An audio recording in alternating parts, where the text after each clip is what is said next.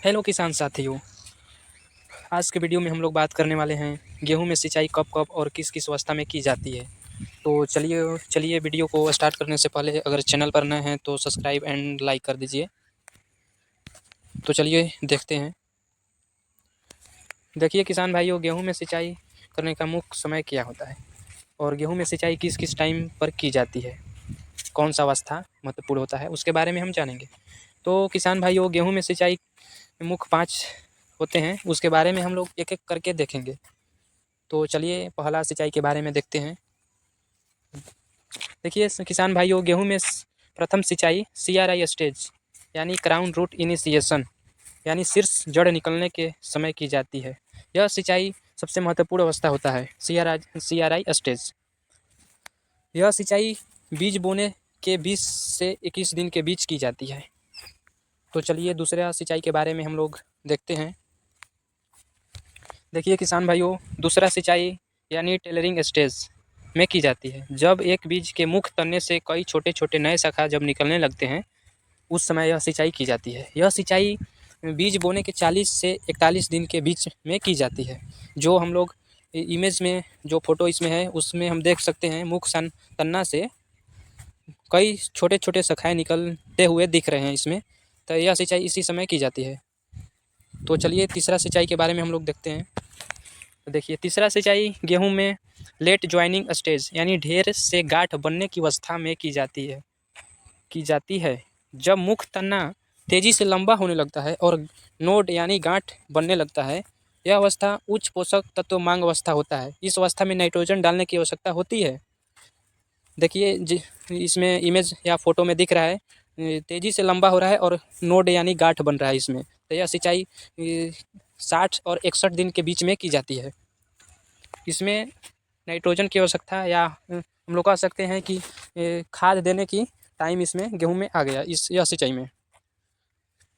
तो चलिए हम लोग अगला सिंचाई के बारे में देखते हैं, चौथी सिंचाई।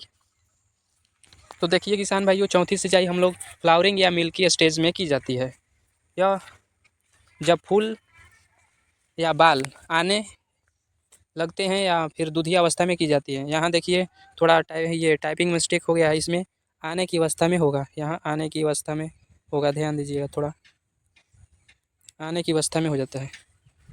यह सिंचाई देखिए जो हम लोग इमेज या फोटो में दिख रहा है, या जब बाल ये बन जाता है, यह सिंचाई उसी समय की जाती है। यह सिंचाई आपको 80 से 90 दिन के बीच में की जाती है।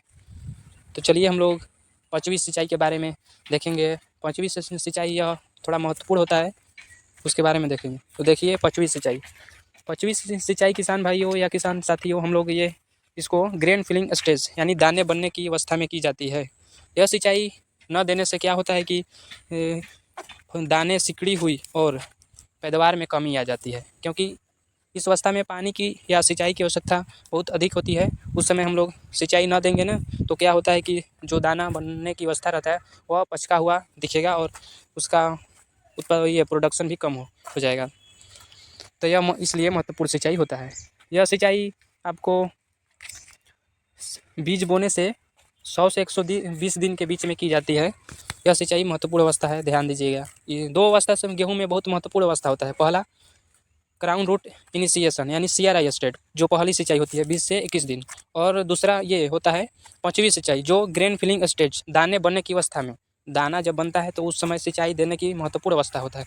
ये 2 सिंचाई गेहूँ में महत्वपूर्ण ये सिंचाई होती है।